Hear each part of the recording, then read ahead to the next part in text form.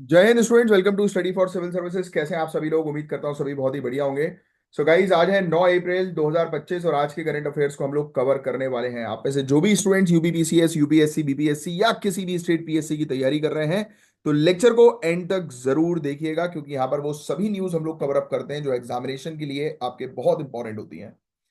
तो ये है गाइस हमारे ज्ञान सर, और ज्ञान सर का स्पेशल पेड बैच आप लोगों के लिए अवेलेबल है। UPPCS, BPSC, UKPSC, RO BEO, UP triple SC exam की अगर आप तैयारी कर रहे हैं, या फिर हरियाणा, राजस्थान या छत्तीसगढ़ पीएससी की भी तैयारी कर रहे हैं, तो दिए गए नंबर पर कांटेक्ट करके बैचेस को ज्वाइन कर लीजिए, क्योंकि यहां पर जीरो से लेकर सिलेक्शन तक की प्रॉपर तैयारी करवाई जाती है। और ये है गाइज आज के टॉपिक्स, बहुत इंपॉर्टेंट टॉपिक्स हैं, बहुत अच्छे से हम लोग कवर अप करेंगे आज के टॉपिक्स को। अपने साथ पेन और पेपर लेकर बैठो, जो भी चीजें होंगी इंपॉर्टेंट नोट डाउन करने वाली, वो मैं आपकी नोट डाउन करवाऊंगा, जो आपको लिखना है। बाकी लेक्चर को ध्यान से सुनना है। मैं हूं आपका एजुकेटर कमलाक्ष झा। आगे बढ़ने से पहले एक बार जो है वो चेक कर लेते हैं कि आप लोगों की क्या क्या कमेंट्स आए हैं। आयुषी सिंह ने आंसर्स लिखे हैं, बहुत बढ़िया। आयुष गुप्ता भी बहुत शानदार। प्राची लिख रही है कि सर मेंस के आंसर कहाँ सबमिट करें। प्राची, आप ये इस नंबर पर कांटेक्ट कर लीजिएगा। आप बैचेस में अगर होंगे तो आप जो है वो अपने मेंटर को जो है वो सेंड कर सकते हैं मेंस एवेल्युएशन के लिए, अगर आपने वो प्रोग्राम लिया होगा तो।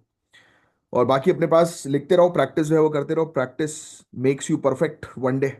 बट हालांकि इसमें परफेक्शन चाहिए नहीं आपको, आपको सिर्फ इतना चाहिए कि एडमिनिस्ट्रेटिव पॉइंट ऑफ व्यू से जो क्वेश्चन पूछा गया उसका सही आपने आंसर दिया हो। Isha Thakur very good, answers लिखा है। प्रीति मिश्रा ने भी आंसर लिखा है। साहिल अख्तर को शायद मैं बहुत दिनों बाद जो है वो देख रहा हूँ।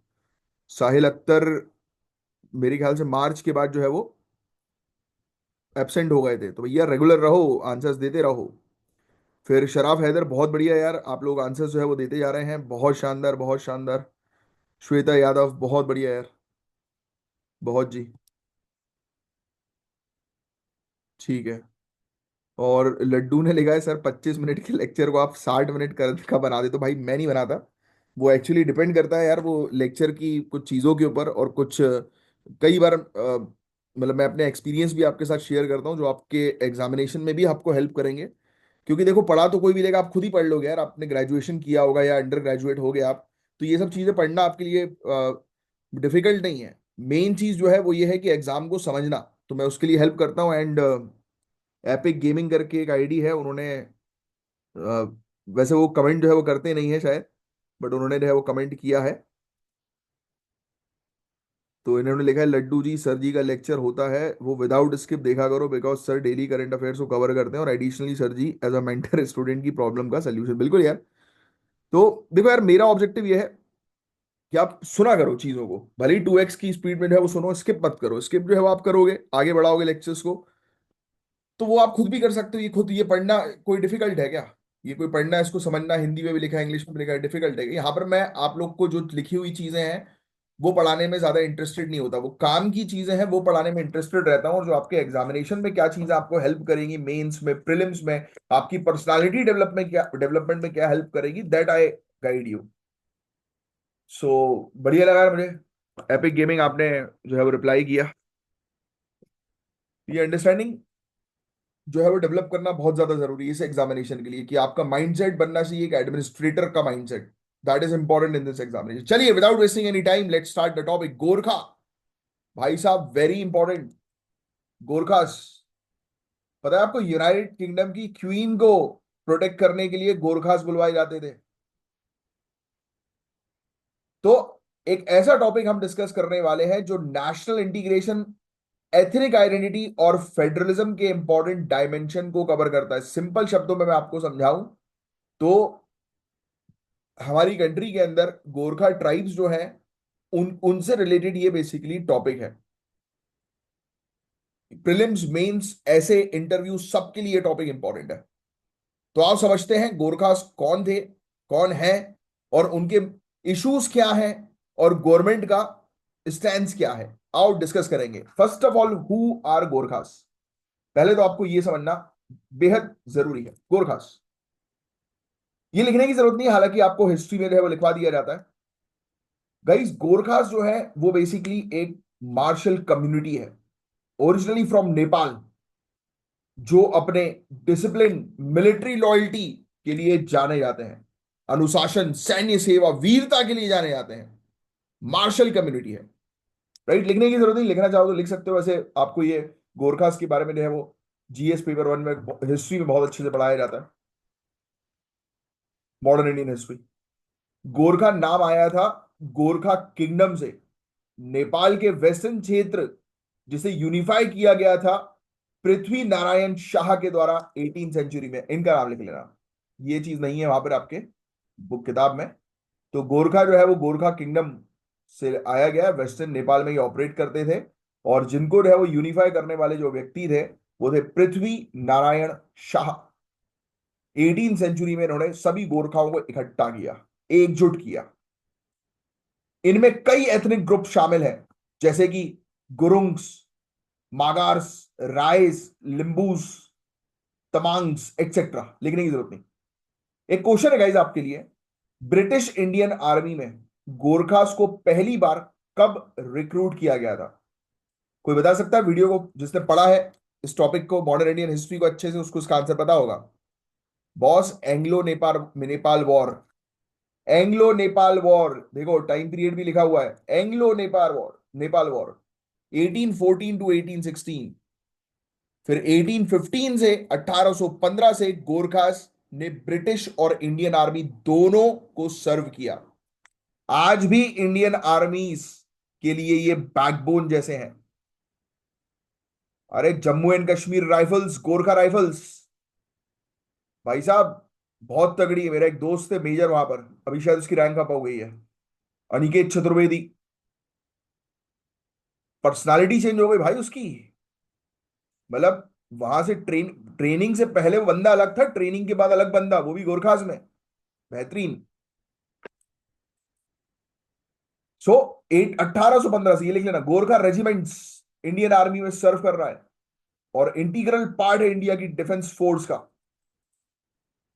आइए अब उनके मेजर डिमांड्स को समझते हैं जो अभी न्यूज में हम लोग को देखने को मिली। गोरखा लीडर्स की मेन डिमांड है एक सेपरेट स्टेट, गोरखा लैंड, जो कवर करेगा दार्जिलिंग हिल्स, तेराई और द्वार क्षेत्र को। वेरी वेरी इंपॉर्टेंट आज की डेट में इनकी ये डिमांड हम लोग को जो है वो देखने को मिल रही है। लिख लो भाई, आज की डेट में चिंता है और डिमांड जो है गोरखा कम्युनिटी की, वो चाह रहे हैं कि भाई उनको एक अलग सेपरेट जमीन दो, गोरखा लैंड। गोरखा लैंड जिसके अंदर दार्जिलिंग हिल्स, तेराई और द्वार क्षेत्र होंगे। क्यों कर रहे हैं ये डिमांड? उनका कहना है कि इनको पॉलिटिकल रिप्रेजेंटेशन चाहिए, कल्चरल ऑटोनॉमी चाहिए और एडमिनिस्ट्रेटिव एम्पावरमेंट चाहिए। ये कह रहे हैं कि भैया हमें ऑटोनॉमी दो कल्चरल तौर पर, जिससे कि हमारा कल्चर प्रिजर्व रहे, प्रोटेक्टेड रहे। पॉलिटिक्स में रिप्रेजेंटेशन दो और एडमिनिस्ट्रेशन में हमें स्ट्रांग बनाओ हमारी कम्युनिटी के लिए। डायरेक्टली सेंटर और स्टेट के रिलेशन से इसमें यूपीएससी मेंस में या पीएससी मेंस में क्वेश्चन डायरेक्ट पूछा जा सकता है। फिर दूसरा पॉइंट, दूसरी चीज डिमांड इनकी, इनके कल्चर को रिकॉग्नाइज करो, कॉन्स्टिट्यूशन को रिकॉग्नाइज करो। गोरखास चाहते हैं कि उनकी एथनिक आइडेंटिटी को फॉर्मली रिकॉग्नाइज किया जाए अंडर इंडियन कॉन्स्टिट्यूशन। उनकी लैंग्वेज, उनके कस्टम्स, उनके ट्रेडिशंस को प्रोटेक्ट करने की उन्होंने डिमांड करी है। एग्जाम्पल, जैसे 8वें शेड्यूल में बोडो, संथाली ऐसी ट्राइबल लैंग्वेजेस को इंक्लूड किया गया ना, वैसे ही गोरखा लैंग्वेज को भी प्रोटेक्ट करने की मांग की जा रही है। तो ये पॉइंट लिखिए, ये बहुत इंपॉर्टेंट पॉइंट है। तीसरा जो सबसे ज्यादा डिस्कस्ड मुद्दा है वो है ST status, scheduled tribe status. काफी सारे गोरखा ग्रुप्स जैसे कि राय, लिंबू, तमांग, गुरुंग, ये गोरखास की ग्रुप है, ये भी अब याद रखना है। कभी कभी पूछा जा सकता है कि ये ग्रुप जो है वो किसका सब ग्रुप है, स्टेट पीएससी बहुत पूछती है। ये बोल रहे हैं भाई हमें रिजर्वेशन दो एजुकेशन, जॉब्स में, पॉलिटिकल रिप्रेजेंटेशन में रिजर्वेशन दो, इकोनॉमिक अपलिफ्टमेंट करो, हमारा सामाजिक तौर पर जो है वो सशक्तिकरण करो हमारी। इसलिए वो एसटी डिमांड कर रहे हैं। इतने प्रॉमिस के बाद भी गवर्नमेंट के अब तक कोई एक्शन नहीं लिया गया। तो एसटी स्टेटस देने की प्रोसेस कौन हैंडल करता है? कौन बताएगा मुझे, कौन सी मिनिस्ट्री एसटी स्टेटस देने की प्रोसेस को हैंडल करेगी? ऑब्वियसली गाइस, इसका आंसर फटाक से लिख दो, क्वेश्चन में ही आंसर छुपा है। Ministry of tribal affairs plus registrar general of India plus state government jointly. अगर बात आती है एसटी स्टेटस देने की प्रोसेस कौन हैंडल करता है, तो registrar general of India, state government और मिनिस्ट्री ऑफ ट्राइबल अफेयर्स। तो ये चीज आपको ध्यान में रखना बहुत ज्यादा जरूरी है। नेक्स्ट पॉइंट भी लिखेंगे आप, अग्निपथ स्कीम को लेकर भी चिंताएं हैं। किससे रिलेटेड है अग्निपथ स्कीम? हाँ, कौन बताया कमेंट बॉक्स पे अग्निपथ स्कीम के बारे में? ये नया मुद्दा है इस गोरखा कम्युनिटी के लिए, काफी सेंसिटिव हो गया है। गोरखा कम्युनिटी स्पेशली नेपाल से आए हुए जो गोरखाज हैं, जो नेपाली ओरिजिन है, उनको लगता है कि अग्निपथ स्कीम उनके लिए अनफेयर है। क्यों? क्योंकि ये स्कीम परमानेंट कमीशन और पेंशन बेनिफिट गारंटी नहीं करती, जो 1947 के ट्राइपर्टाइट एग्रीमेंट का पार्ट था इंडिया नेपाल ब्रिटेन के बीच में, कि सभी लोगों को परमानेंट कमीशन में शामिल करो आर्मी के, और पेंशन का बेनिफिट जो है वो दो। Very important topic, very important. Next, geopolitical चिंताएं भी हैं। एक और मुद्दा है, इंटरनेशनल एंगल क्रिएट कर रहा है। रिपोर्ट्स के मुताबिक चाइना भी गोरखास को रिक्रूट करने में इंटरेस्ट दिखा रहा है। चाइना बोल रहा है गोरखास को, क्योंकि इसका काम ही है, ये देखता है कि अरे अच्छा यहाँ पे इस कम्युनिटी में टेंशन चल रही है इंडिया के साथ इनकी, अच्छा लो हम सपोर्ट करेंगे। डिवाइड एंड रूल जो ब्रिटिशर्स करके गए, चाइना भी गोरखास को रिक्रूट करने में इंटरेस्ट दिखा रहा है। ये बड़ी चिंता वाली बात है, जो एक नेशनल सिक्योरिटी की चिंता बन रही है। साथ ही नेपाल भी अग्निपथ रिफॉर्म्स की वजह से नाराज है। तो डिप्लोमेटिक लेवल पर अभी भी बातचीत जो है वो चल रही है। This is the main concern जो आपको ध्यान में रखना। आप चाइना से रिलेटेड कोई टॉपिक आएगा तो आप गोरखास वाला पॉइंट अगर लिख देंगे ना, आपका आंसर में चार चांद लग जाएंगे, बेहतरीन बन जाएगा आपका आंसर। तो ये चीजें हैं गाइस। अब केंद्र सरकार क्या कर रही है, तो सेंटर ने रीसेंट मीटिंग में ये क्लियर किया है। क्या क्लियर किया है भाई? ये सिर्फ सुनो। ये कहा है कि भाई हम डेवलप करेंगे दार्जिलिंग, तेराई और द्वार क्षेत्र को, आप टेंशन मत लो, उसका डेवलपमेंट होगा। मल्टी मिनिस्ट्री अप्रोच जो है वो ली जा रही है। Home ministry, tribal affairs, registrar general, इनकी बैठक हो रही है कि एसटी स्टेटस दिया जाए कि नहीं दिया जाए। कॉन्स्टिट्यूशन के फ्रेमवर्क के अंदर ही सोल्यूशन निकाले जो है वो जाएंगे। बोल रहे हैं कि भाई नहीं, अलग से सेपरेट करने की जरूरत नहीं, मेरे को कुछ करते हैं, क्योंकि ऐसे अगर हम सेपरेट करने लगे तो हर एक कम्युनिटी जो है वो अपनी खुद की जमीन डिमांड करने लगेगी, है ना? तो हमारे लिए दिक्कत वाली कहानी जो है वो बढ़ जाएगी। तो एसटी स्टेटस के लिए टाइम बाउंड रोड मैप बनाना होगा with data support. Proper data होना चाहिए, प्रॉपर सर्वे वगैरह कंडक्ट हो, और एक रोड मैप बनाए जो गोरखा कम्युनिटी को दे कि भाई हम प्रिपरेशन कर रहे हैं, जिससे कि उनको भी लगे कि हाँ भाई रियलिटी में कुछ काम हो रहा है।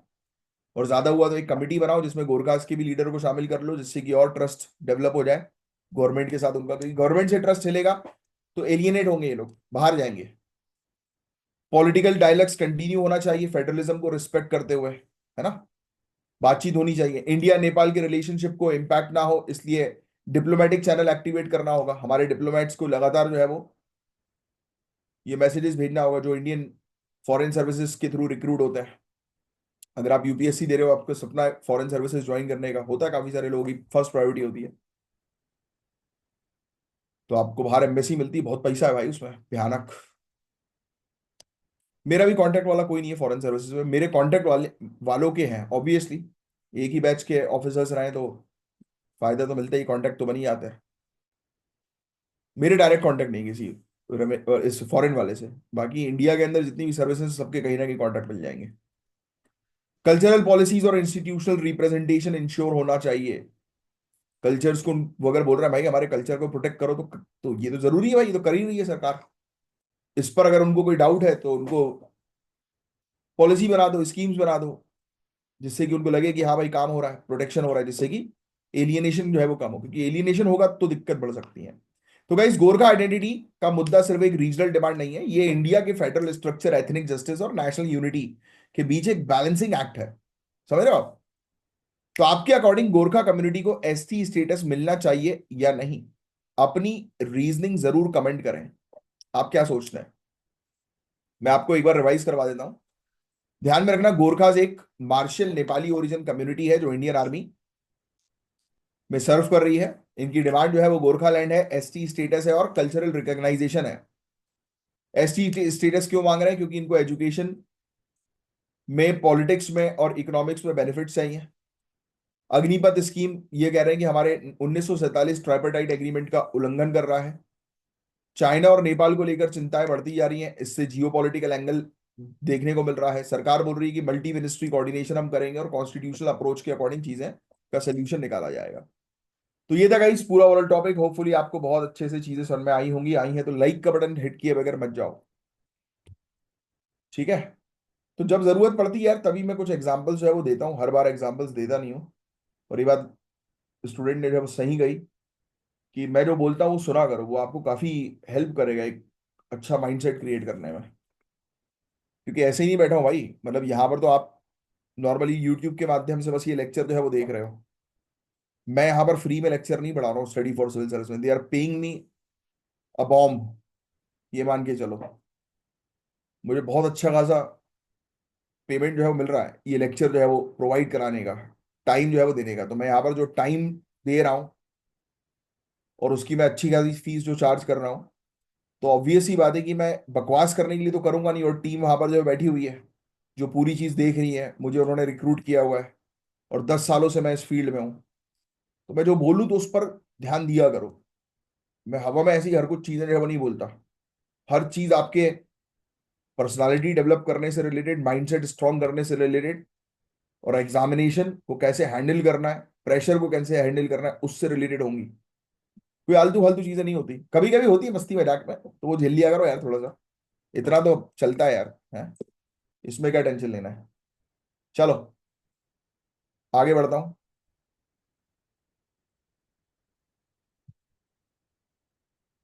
नेक्स्ट टॉपिक की तरफ बढ़ेंगे। अब एक और इंपॉर्टेंट और ह्यूमन सेंट्रिक टॉपिक कवर करने वाले हम लोग, कंपैशनेट प्राइमरी हेल्थ केयर। बहुत ज्यादा खास, बहुत ज्यादा इंपॉर्टेंट टॉपिक है, बहुत ध्यान से सुनना नहीं तो चीजें ऊपर से जाएंगी। तो देखो, आपको बता दें कि द हिंदू और वर्ल्ड हेल्थ ऑर्गेनाइजेशन की रिपोर्ट के बेस पर यह टॉपिक है, राइट।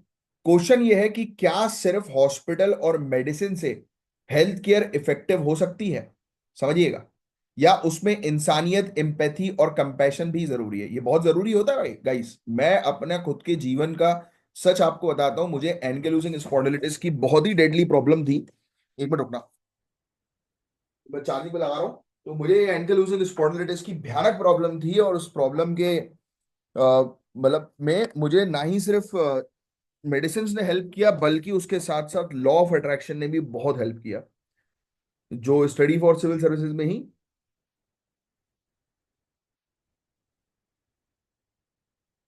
मुझे एक स्टूडेंट मिली थी, उन्होंने मुझे सपोर्ट किया।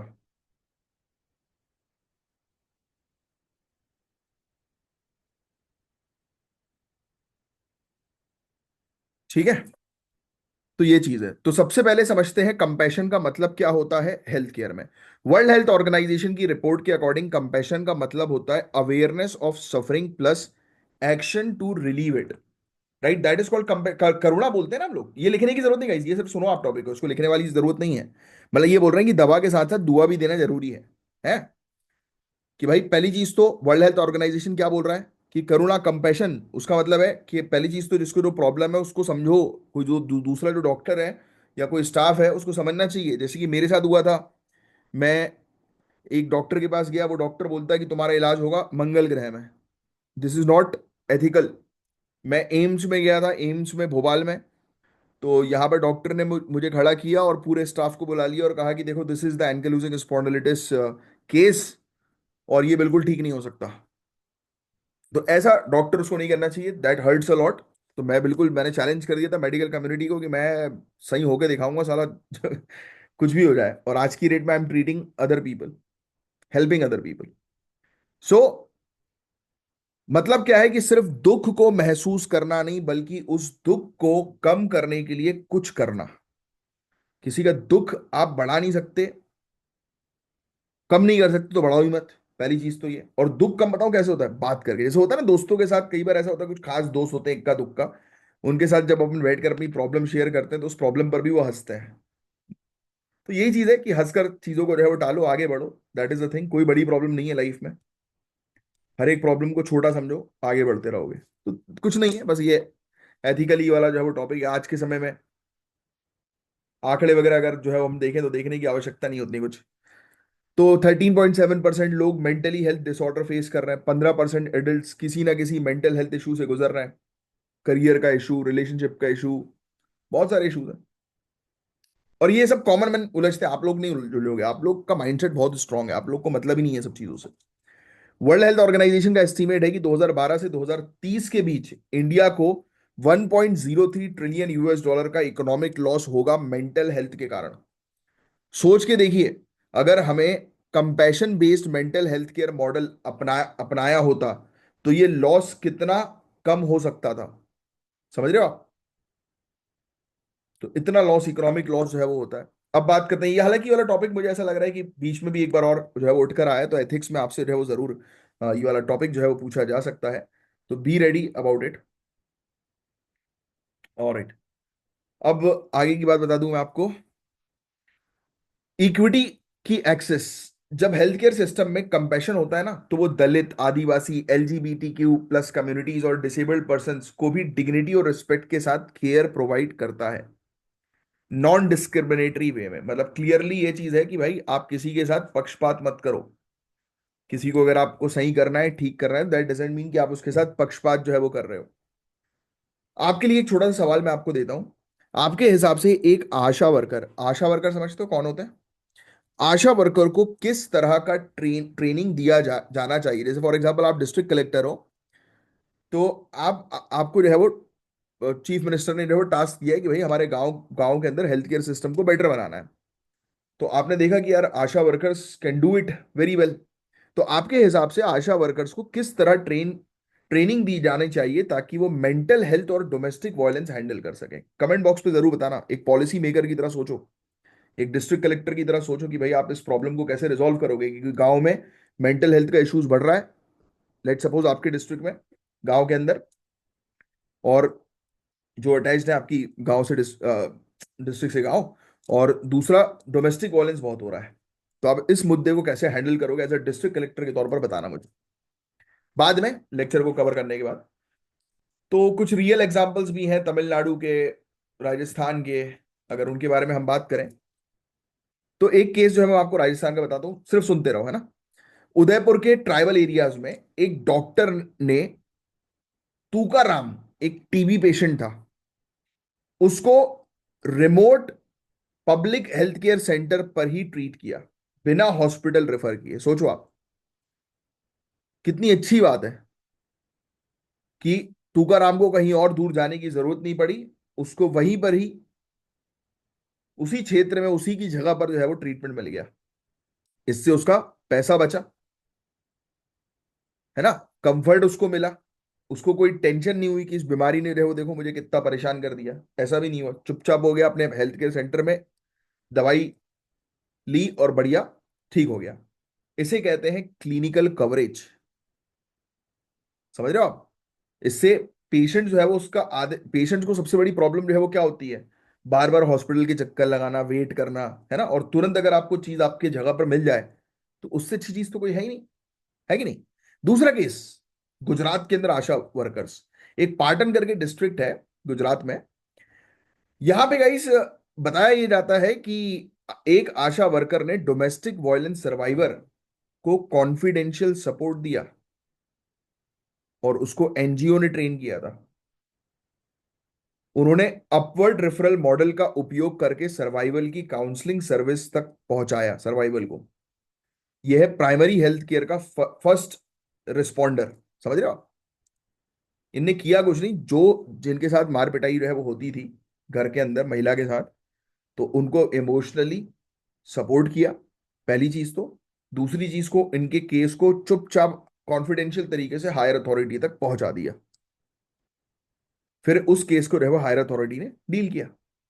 ऐसे ही केस तमिलनाडु के अंदर आया 2004 सुनामी के टाइम पर। पता है आपको, तमिलनाडु ने प्रॉपर सैनिटेशन, सेफ फूड और respectful handling of disease ensure किया कि जिनकी मृत्यु हो गई उनको रिस्पेक्टफुली हैंडल करो। ये सब हुआ because of annual disaster training और इंटर डिपार्टमेंटल कोऑर्डिनेशन।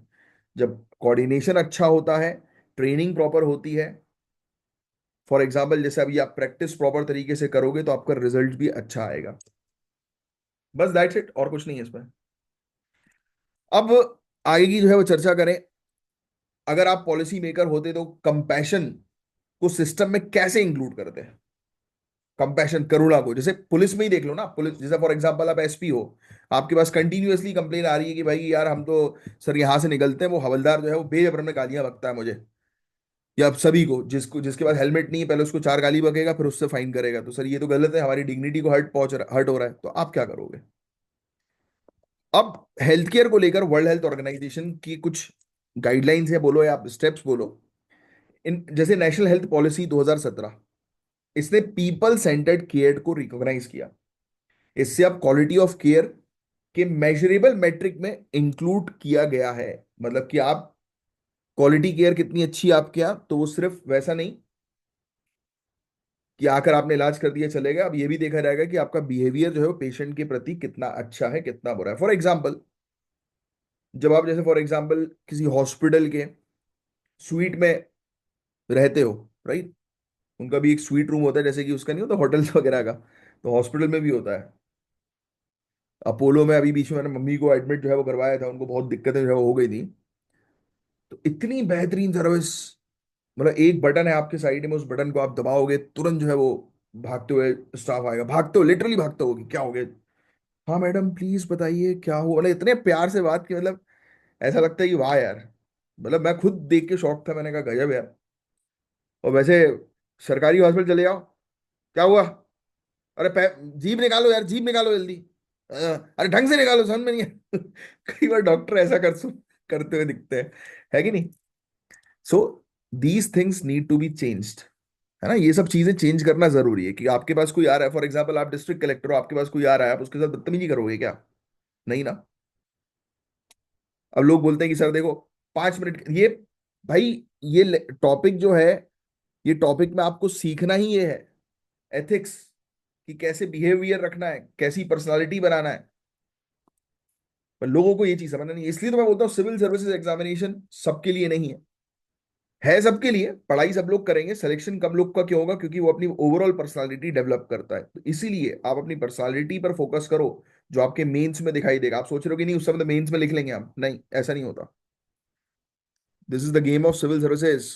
3 घंटे के अंदर एक क्वेश्चन जब आप लिखोगे ना, तो सोचने का भी टाइम नहीं होगा क्या लिखना है, तो इसलिए आज से अपनी सबकॉन्शियस माइंड को ट्रेन करो। बस और कुछ नहीं। आयुष्मान भारत के हेल्थ और वेलनेस सेंटर में कंपैशन चेकलिस्ट मैंडेटरी होनी चाहिए, है ना? फीडबैक बेस्ड स्कोर भी परफॉर्मेंस होना चाहिए, कि आप हॉस्पिटल से जब ट्रीटमेंट लेके बाहर निकलें, तो होता है बड़े बड़े हॉस्पिटल में फीडबैक्स होते हैं बकायदा, कि सर फीडबैक जो है वो दीजिए, वैसे ही सब हॉस्पिटल्स में मैंडेटरी कर देना चाहिए।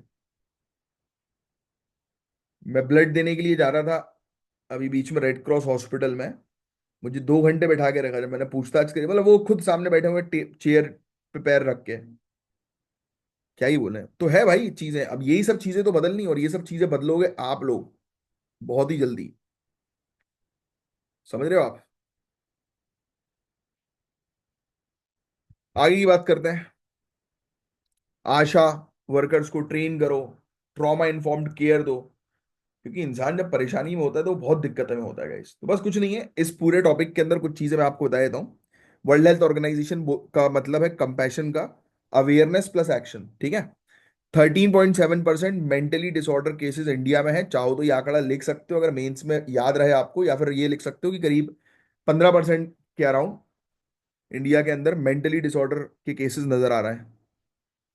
1.03 ट्रिलियन यूएस डॉलर का इकोनॉमिक लॉस हुआ है हमारे यहाँ, ये लिखने की जरूरत नहीं है। राजस्थान गुजरात तमिलनाडु का क्या केस था वो आप समझ ही चुके हो, दैट्स इट।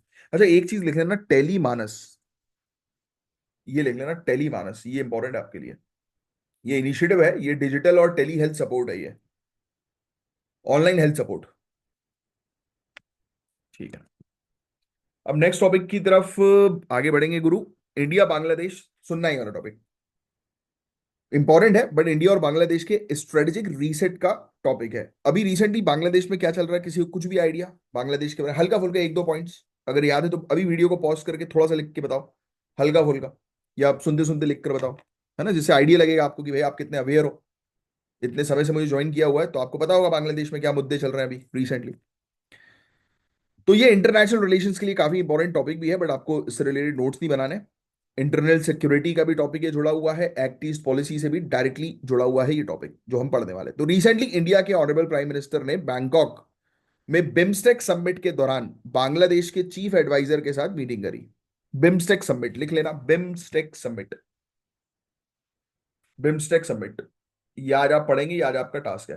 तो बिम्स्टेक समिट जो हुई थी उस दौरान हमारे ऑनरेबल प्राइम मिनिस्टर ने चीफ एडवाइजर जो थे बांग्लादेश के, उनके साथ बातचीत करी। ये मीटिंग इसलिए भी खास हुई थी क्योंकि बांग्लादेश के फॉर्मर प्राइम मिनिस्टर के हटने के बाद ये पहला ऑफिशियल इंटरेक्शन था। क्या आपको पता है कि बिम्स्टेक के का फुल फॉर्म जो है वो क्या है? कमेंट बॉक्स में बता सकते हो मुझे? और कौन सी कंट्रीज है बिम्स्टेक में, बता सकते हो? तो पहले पढ़ लेना फिर बताना। आओ, इंडिया और बांग्लादेश के रिलेशन को थोड़ा सा समझने की कोशिश करते हैं। ज्वाइंट मिलिट्री एक्सरसाइज होती है इंडिया बांग्लादेश के बीच में, जैसे संप्रति आर्मी, बोंगो सागर नेवी वाली, लिख लेना। एक्सरसाइज संप्रति, एक्सरसाइज बोंगो सागर, इंडिया बांग्लादेश के बीच की एक्सरसाइज, ये वाली चीज लिखो। फैक्चुअल इंफॉर्मेशन है बस, बाकी फैक्ट्स ही लिखना, बाकी और काम करिए। Coordinated patrol bay of Bengal में होता है। मैरीटाइम सिक्योरिटी, समुद्री सुरक्षा जो है वो उससे बरकरार रहती है। दोनों कंट्रीज के बीच में कोऑर्डिनेशन बेहतर रहता है। बांग्लादेश इज इंडिया का biggest trade partner south Asia में, पता है आपको? बांग्लादेश इंडिया का सबसे बड़ा ट्रेड पार्टनर है साउथ एशिया में। लिखने की जरूरत नहीं, पता बस होना चाहिए आपको। फाइनेंशियल ईयर 2023-24 में 12.9 बिलियन यूएस डॉलर का ट्रेड हुआ था। India cotton, petroleum, engineering items export करता है, वहां से जूट, कपड़े, एरोस्पेस के पार्ट्स आते हैं। जूट और गारमेंट्स गारमेंट्स बांग्लादेश के जो है वो इंडिया के रिटेल मार्केट्स में डायरेक्टली यूज होते हैं, पता है आपको? फिर इसके अलावा एक फ्रेंडशिप पाइपलाइन से 1 मिलियन मेट्रिक टन डीजल हर साल एक्सपोर्ट किया जाता है। एक प्रोजेक्ट जो है वो बेसिकली एक है Akhaura Agartala rail rail link, ये लिख लेना। ये प्रोजेक्ट्स थोड़े से जो है वो इंपॉर्टेंट होते हैं। ये पोर्ट भी है, एक पोर्ट हम लोग को देखने को मिलता है। मैत्री पावर प्लांट भी है, मैत्री सेतु ब्रिज भी है ना? मैत्री पावर प्लांट और मैत्री सेतु ब्रिज का एग्जांपल्स आप मेंशन कर सकते हो मेंस में।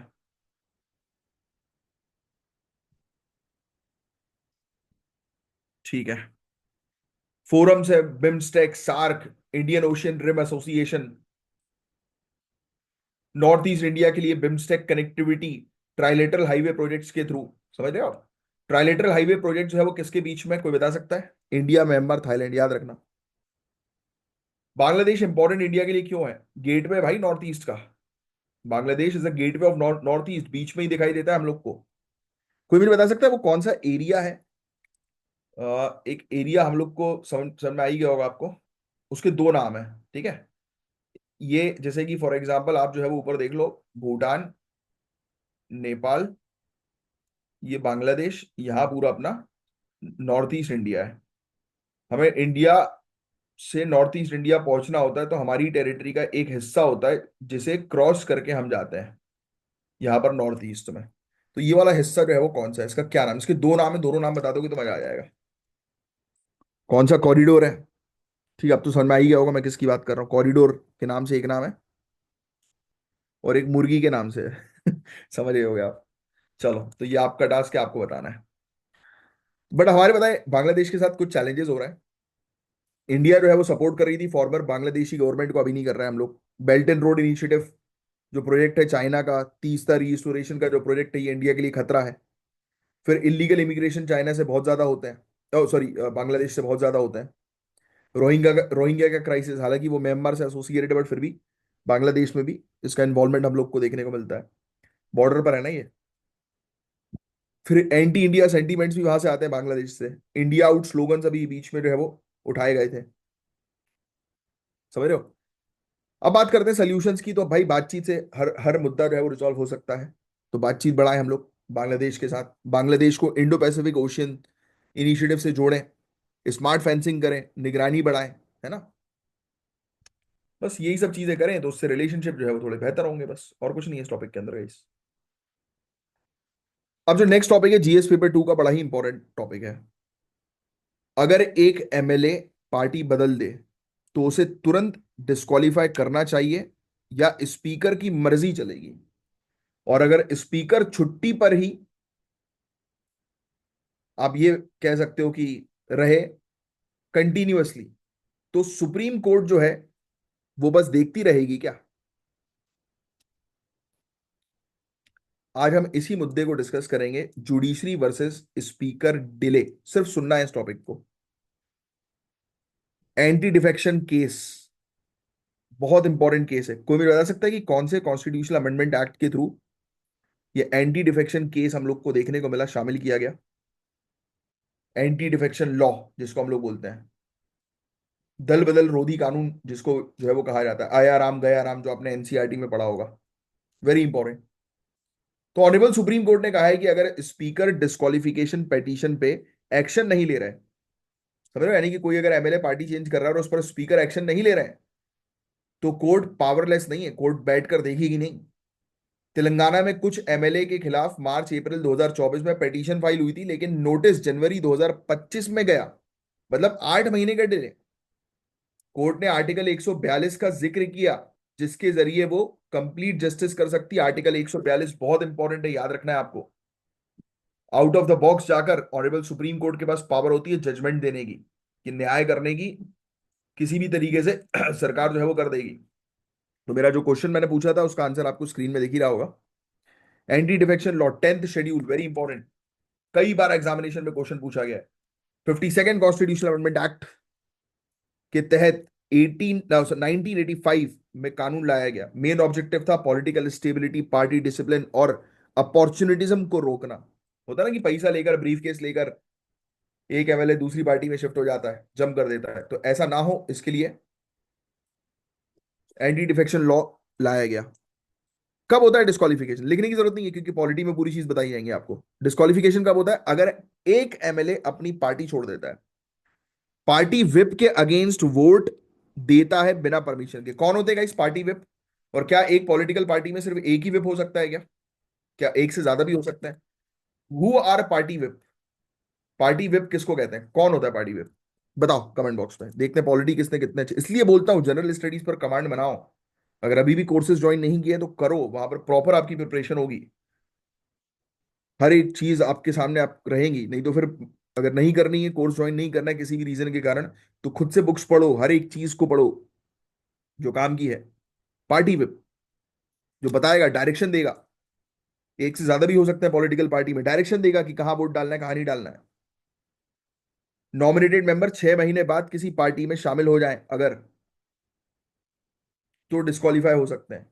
इंडिपेंडेंट एमएलए किसी पार्टी में शामिल हो जाए, निर्दलीय, जो जीता है, तो वो डिस्qualify हो सकता है। अब स्पीकर का रोल क्या है? तो स्पीकर गाइस एक कॉजी जुडिशियल अथॉरिटी हम लोग को देखने को मिलती है। समझ में आ रही है आप? कॉजी जुडिशियल अथॉरिटी 10th शेड्यूल के अंदर, यानी कि वो डिसाइड करेगा, जजमेंट देगा स्पीकर कि इसको डिस्qualify करना है कि नहीं करना। लेकिन दिक्कत यह है कोई डेडलाइन फिक्स नहीं है डिस्qualification डिसाइड करने की। इसी वजह से कई बार महीनों या सालों तक डिसीजन नहीं होते। तो ऑनरेबल सुप्रीम कोर्ट ने बोला कि नहीं भाई, हम आर्टिकल 142 के तहत हस्तक्षेप करेंगे और ये हमारा हक है, क्योंकि ऐसे काम नहीं चलेगा, कोर्ट बैठे बैठे देखती नहीं रहेगी। केशम मेघचंद्र केस 2020 में सुप्रीम कोर्ट ने कहा डिस्क्वालिफिकेशन डिसीजन आइडियली 3 महीने के अंदर होना चाहिए। लिख लेना, वेरी इंपॉर्टेंट। क्लियरली बोला डिस्क्वालिफिकेशन जो है वो आइडियली 3 महीने के अंदर होना चाहिए। ये वाला केस इंपॉर्टेंट है, सिर्फ ये वाला, बाकी वाला केस उतने कुछ खास इंपॉर्टेंट नहीं है। मतलब ये कहा जुडिशियल स्पीकर जुडिशियल रिव्यू के अंदर आएगा, हाँ भाई आएगा, है ना। फिर इसके अलावा ये वाला केस मैं इसलिए लिखवा रहा हूँ क्योंकि आपकी स्टैंडर्ड बुक्स में ये वाले केस का जिक्र नहीं होगा। ठीक है। अब नेक्स्ट, डिले अगर होगा तो क्या होगा? तो वोटर का ट्रस्ट टूटेगा कि भाई ये क्या है कि नहीं। दूसरा, पॉलिटिकल हॉर्स ट्रेडिंग का चांस बढ़ेगा, एमपी एमएलए खरीदे जाएंगे, बेचे जाएंगे। बिल पास जो है वो नहीं होंगे क्योंकि स्टेबिलिटी नहीं होगी। महाराष्ट्र 2022 का केस देख लो आप, स्पीकर डिले से पावर शिफ्ट हो गई। तो रिफॉर्म्स यही है कि 90 दिन का टाइम लिमिट होना चाहिए स्पीकर के पास कोई भी डिसीजन जो है वो लेने के लिए। लिखने की वैसे आपको आवश्यकता जो है वो है नहीं, दैट इज नॉट इंपॉर्टेंट। और स्पीकर की बजाय इलेक्शन कमीशन या प्रेसिडेंट को पावर दो, एडजुडिकेशन पावर।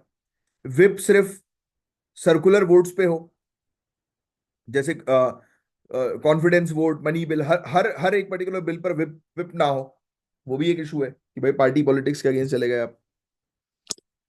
ठीक है, और पॉलिटिकल पार्टीज को इंटरनल डेमोक्रेसी जो है वो बढ़ानी पड़ेगी, तब जाकर चीजें बेहतर हो सकेंगी। तो ये था कहीं पूरा ओवरऑल टॉपिक, बाकी उसमें कुछ खास था नहीं, जितनी चीजें मैंने आपको बताई बस उतना आपको ध्यान में रखना है। नेक्स्ट जो टॉपिक है ये भी सुनने वाला है, इंडिया के अंदर एयर पॉल्यूशन कितना ज्यादा है आप जानते ही हैं। तो इसी मुद्दे पर हम बात करेंगे, जो सिर्फ एनवायरमेंट से नहीं बल्कि हमारी हेल्थ, इकोनॉमी और गवर्नेंस से भी जुड़ा है।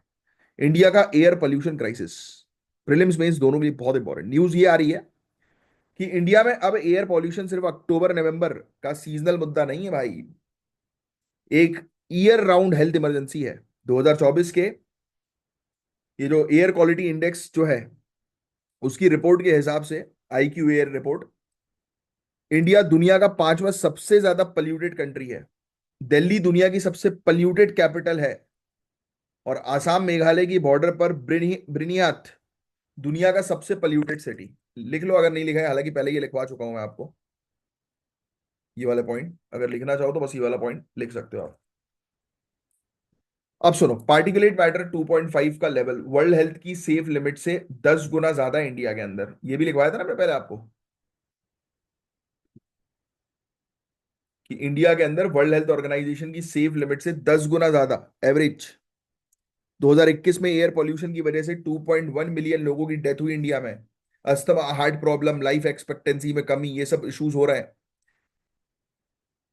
सोलार पावर एफिशिएंसी तक गिर रही है, 2050 तक 2.3% लॉस एक्सपेक्टेड। अच्छा, एक बहुत लॉजिकल क्वेश्चन पूछता हूं, इसमें लिखा है कि सोलार पावर एफिशिएंसी जो है वो गिर रही है, किसके कारण? ये एयर पोल्यूशन के कारण। सोलार पावर का एयर पोल्यूशन से क्या लेना देना? हम सोलार एनर्जी क्यों नहीं जनरेट कर पा रहे हैं? क्या ऐसा दिक्कत है पोल्यूशन में या पोल्यूटेंट्स में कि सोलार एनर्जी का फुल पोटेंशियल नहीं ले पा रहे हैं? वो बोल रहे हैं 2.3% ड्रॉप हो जाएगा सोलार एफिशिएंसी में 2050 तक। क्यों? क्या वजह है? बहुत सिंपल सा लॉजिक है, 8वीं क्लास का बच्चा भी इसका आंसर दे देगा। दो आंसर आप लोग, बहुत सिंपल सा। एग्रीकल्चर, क्लाइमेट, इकोलॉजी, सब पर असर पड़ रहा है। गाड़ी से निकलने वाला धुआं, इंडस्ट्री से निकलने वाला धुआं, कंस्ट्रक्शन का डस्ट, स्टबल बर्निंग, जो पराली जला दी जाती है ना वो, गांव में लकड़ी या गोबर का उपयोग जो है वो किया जाता है, जिसको बायोमास बर्निंग बोलते हैं, ये सब पोल्यूशन के कारण जो है वो काफी तेजी से बढ़ते जा रहे हैं। प्रॉब्लम सिर्फ पोल्यूशन रिलीज होना नहीं है, बल्कि गवर्नेंस प्रॉपर नहीं है, पॉपुलेशन का प्रेशर है, अवेयरनेस बहुत कम है।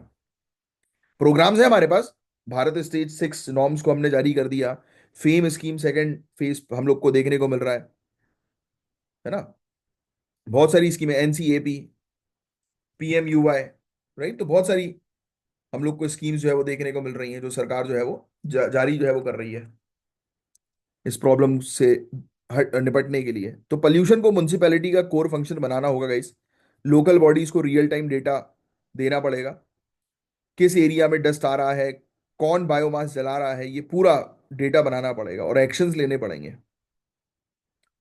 Scrappage policy, electric vehicle charging station बनाओ जिससे कि लोग ट्रांजिट करें, इलेक्ट्रिक व्हीकल्स की तरफ जाएं, इलेक्ट्रिक व्हीकल को सस्ता करो, उसके लिए बजट में भी हमें देखने को मिला ये कि अच्छा कदम जो है वो अभी उठाया गया है, राइट। तो ये चीज है। आगे बढ़ते हैं, ग्लोबल बेस्ट प्रैक्टिसेस की बात करें तो चाइना, कोयला हटा दिया गया, रिन्यूएबल में इन्वेस्ट किया गया, ब्राजील के अंदर वेस्ट कलेक्शन में इनफॉर्मल वर्कर्स को जो है वो इंक्लूड किया गया। ये सब चाहो तो ये प्रैक्टिसेस मेंस के हिसाब से लिख सकते हो, लिख लो, ये प्रैक्टिस अच्छा रहेगा आपके लिए। कैलिफोर्निया पोल्यूशन का पैसा ग्रीन प्रोजेक्ट्स में लगाया, लंदन के अंदर लो एमिशन जोन्स और सिस्टमेटिक रिफॉर्म्स है वो लाए गए। तो पब्लिक अवेयरनेस काफी कम है गाइस, अभी भी लोगों को एजुकेट करना भी जरूरी है। लोग आज भी पोल्यूशन बहुत ज्यादा जो है वो करते हैं। लोकल कम्युनिटीज को मॉनिटर और रिपोर्ट करने के लिए इन्वॉल्व करो कि कौन जला रहा है, कौन पोल्यूट कर रहा है, तो उनको रिवॉर्ड भी दो कि अच्छा, अरे वाह यार, तालियां। पर अपने यहाँ दिक्कत है ना, अपने यहाँ लोग डरते भी हैं। अब जैसे मेरे मेरे घर के पास कल चोरी हुई, पुलिस पुलिस वाले आए थे, कल या परसों, परसों था शायद, परसों हाँ। तो अब पुलिस वालों की तो मैंने हेल्प जो है वो कर दी, तो उसके बाद जो है वो मम्मी को एक शक हुआ कि बेटा कहीं वो उन लोग उस चोर को पता ना लग जाए, तो मेरा पता लग जाए तो क्या गोली मार दूंगा, अपन को छेड़ेगा तो। राइट। पुलिस आई थी परसों मेरे घर पे हेल्प के लिए कि आप थोड़ा सीसीटीवी में बताओ मुझे झा साहब। तो मैंने कहा बताते हैं भाई, टेंशन लेने की जरूरत नहीं है। चलो, बस यही था इस टॉपिक, इसमें और कुछ नहीं है इस टॉपिक के अंदर। पोला पोलार ऑर्बिट्स और क्रूड मिशन। क्या है भाई पोलार ऑर्बिट्स और क्रूड मिशन, आओ देख लेते हैं। Radiation exposure is higher in polar orbits due to weaker magnetic shielding at poles. बिल्कुल सही है कि नहीं। टॉपिक जो है वो किससे रिलेटेड है, अरे यार ये टॉपिक का मुझे, अब ये अधूरा टॉपिक है यार ये। Polar orbits offer better protection from, अच्छा नहीं अधूरा नहीं है। ये पोलार ऑर्बिट्स की जो है वो जानकारी दे रहा है, तो आपको पोलार ऑर्बिट्स के बारे में पता होना चाहिए। क्रूड मिशन पता है ना, स्पेस के लिए, जैसे मिशन गगनयान के लिए हम प्रिपेयर कर रहे हैं, है ना, तो ऐसे क्रूड मिशन हम लोग को देखने को मिलते हैं। तो ये बोल रहा है पोलार ऑर्बिट्स एक बेटर प्रोटेक्शन प्रोवाइड कराते हैं रेडिएशन से, क्योंकि उनकी स्ट्रॉन्ग मैग्नेटिक फील्ड होती है पोल्स के नजदीक। तो नहीं भाई, स्ट्रॉन्ग मैग्नेटिक फील्ड नहीं होती है। पोलार ऑर्बिट समझ रहे हो ना, जैसे कि ये धरती है। अब धरती का पोल जो है वो कौन सा हुआ, ये वाले हिस्से जो है पोल एरियाज हुए ना। पढ़ते आ रहे हो ना। और ऑर्बिट मतलब चक्कर, जो हम लोग को देखने को मिलता है ना। तो बोल रहे हैं कि इस क्षेत्र में, ये क्षेत्र जो है वो बेटर है, रेडिएशन से प्रोटेक्शन जो है वो यहाँ पर जो है वो मिल सकती है, क्योंकि यहाँ पर वीक मैग्नेटिक फील्ड है ना कि हाई। तो ये इसका वीक होना चाहिए, ठीक है। Polar orbit mission require higher fuel consumption as they receive no boost from earth rotation. तो जब भाई ऑब्वियसली धरती के रोटेशन जो होता है उससे उनको जो है वो कोई बूस्ट मिलता नहीं, क्योंकि आपने देखा होगा कि जो रॉकेट्स वगैरह सैटेलाइट्स वगैरह लॉन्च जो है वो की जाती है ना, तो उनको एक प्रॉपर धरती के रोटेशन के अकॉर्डिंग जो है वो उनको जो है वो प्लेस करने पर वो किया जाता है। अरे कोरोलिस फोर्स इसको हम लोग बोलते हैं ना, बस वही वो यहाँ पर यूज होता है। तो इसमें नहीं भाई, इसमें ज्यादा फ्यूल लगता है, क्योंकि उनको धरती के रोटेशन से बूस्ट नहीं मिलता, क्योंकि पोल्स में ना, पोल्स में ज्यादा रोटेशन नहीं है। यस, कम एरिया है स्पेस। तो ये ज्योग्राफी का बहुत बढ़िया टॉपिक है। अच्छा, मुझे लग रहा था कि किसी टॉपिक से रिलेटेड है, आया होगा कोई टॉपिक, बट ये सही टॉपिक है, मतलब सही है ये। बेसिकली आपको ज्योग्राफी जनरल स्टडीज की नॉलेज होगी तो उसका अच्छा आंसर आपको मिल जाएगा। तो इसलिए कहता हूँ ज्योग्राफी की नॉलेज होना जरूरी है। क्रूड मिशन हिस्टोरिकली इसको हिस्टोरिकली प्रेफर करते थे पोलर ऑर्बिट्स को, to better global rescue infrastructure and communication access. तो भाई नहीं, ऐसा नहीं है। क्रूड मिशन के लिए लेस प्रेफर्ड हुआ करते थे, क्योंकि कॉम्प्लेक्स है रेस्क्यू लॉजिस्टिक्स और लिमिटेड कम्युनिकेशन इंफ्रास्ट्रक्चर, क्योंकि पोलर एरियाज में हैबिटेशन ही नहीं है ज्यादा। तो आप वहां से जो है वो कैसे कम्युनिकेशन और कनेक्टिविटी कर पाओगे। मेनली टावर जितने भी है वो सामने ही तो है आपके, जहां पर हैबिटेशन हम लोग को देखने को मिलता है। तो उस पोलर एरियाज को तो अभी हम लोग एक्सप्लोर ज्यादा कर रहे हैं, पहले के समय पे नहीं करते थे, समझे समझे आप। अब टाइगर ट्रायम्फ 2025, ये भी लिख लेना, ये भी इंपॉर्टेंट है, लिख लो।